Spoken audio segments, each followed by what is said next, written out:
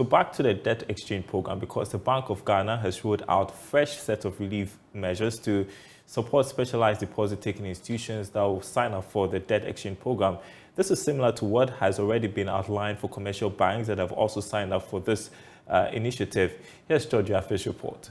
Based on this letter sent to the specialized deposit-taking institutions, which includes savings and loans companies and microfinance institutions, the central bank maintained that it will reduce the cash reserves from 6% to 5%. The central bank also disclosed that it will reduce the capital adequacy ratio from 10 to 8%. The regulator also directed these institutions to submit their weekly data to the Bank of Ghana when it comes to the liquidity ratios to enable the Bank of Ghana to monitor their liquidity needs. On the up to 15 billion Ghana cedis stabilization fund, the government is working to set up. The Bank of Ghana asked these institutions to submit their action plan in terms of how they want to access these funds in meeting their liquidity needs. What the Bank of Ghana has rolled out is similar to what it announced for commercial banks last week. Some key points to note here. Institutional investors in the commercial banks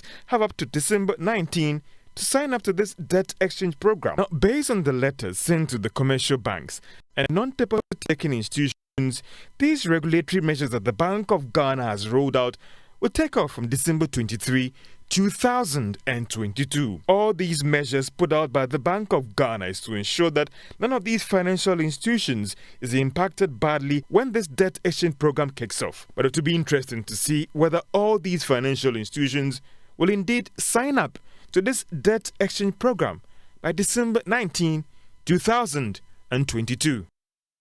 Financial analyst Christian Techijan is on Zoom with us to discuss this. What do you make of these raft of measures? Concrete enough? Yeah, thank you very much. Good afternoon, Daryl, for having me on your program. Yes, absolutely. When you look at government total debt, that is the domestic debt of about 15.5 billion. The commercial banks alone hold a chunk of it, which is about 5.1 billion. That is expressed in USD. And this represents about 33%, and it happens to be the biggest sector in terms of percentages of the debts owed to. So it's absolutely important that the government pays a critical attention to that sector. And we shouldn't forget that somewhere 2016, 2017, the government spent over 16 billion Ghana cedis, we understand, in cleaning up the banking sector. And since then, there's been a lot of success that's chalked. So whatever it is to be done by the Bank of Ghana, by the central bank and other stakeholders to actually ensure that the sanity of that sector is maintained has to be done. Against this backdrop is the central bank moving to address the potential impact of some of these debt restructuring proposals to ensure that the banks stay very liquid. The finance minister also announced the establishment of a financial stability fund to support banks improve liquidity. The idea sounds good, but there are already questions about where government is going to get the money for this. Is that also a legitimate concern? Yes, of course, it's a legitimate concern because government is already struggling with liquidity by itself. But for me, the savings from the interest payments that were going to come from the bonds should be able to compensate for that arrangement that is being done. There are 15 billion Ghana cedis in support. It is not just the 15 billion that is going to be used as the liquidity support. The measures that were contained in the letter addressed to the commercial banks, I think, should be something of a buffer. And that stabilization fund of 15 billion is what is only going to support. So the capital adequacy ratio, the other cash reserves that are going to be implemented, the new models that are going to be implemented, we ensure that the banks stay liquid as much as possible. So the stabilization fund of the 15 billion is only to support that arrangement. Yeah, and whilst we talk about this, we just have to bear in mind that we only recently came out of a banking crisis. Some people have still not received payments for their locked-up funds, and there's fear this debt exchange program could further affect banks. What can banks do? How can they properly position themselves so they are not negatively impacted by this initiative? Yes, when you look at the sectors in Ghana, I would say the rural areas, I'm sure definitely are going to face a bit of panic withdrawal, and that is going to lead to some liquidity challenges because they do not really understand fully what the exchange program is. But in the elitist environments, like the bigger towns and the cities where people are really abreast with what is really going on, their understanding is clear. They know that so far as their monies remain with the commercial banks, government is not going to touch it.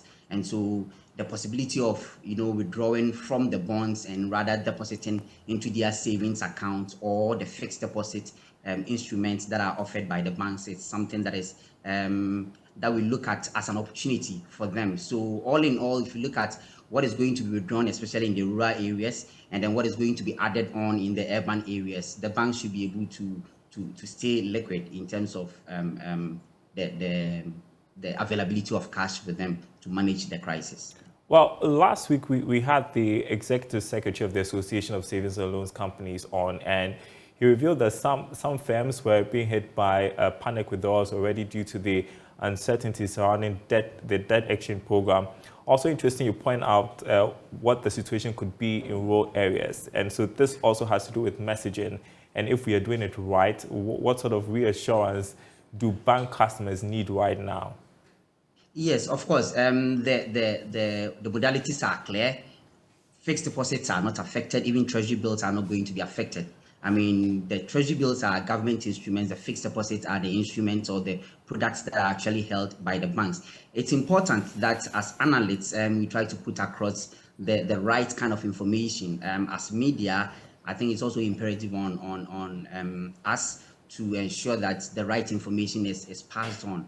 And especially with the rural folks who do not really have the opportunity in being on some of these platforms. I mean, the vernacular speaking stations can do a bit of good to us in trying to explain what the dynamics as far as this debt exchange program is. Once the understanding is given them, because I mean, from where we sit, we've had a lot of calls from a lot of people, despite all the information that are being bundled around, people still do not really trust that indeed these things are going to happen. But once the calls come in, we do tell them that as far as we are concerned and the government has actually communicated, the fixed deposits, which is a product of the banks, is very safe. And we hope that they will actually listen and maintain their funds there. Well, we'll continue to observe. Thank you so much, Christian Techijan, financial analyst, for your perspective.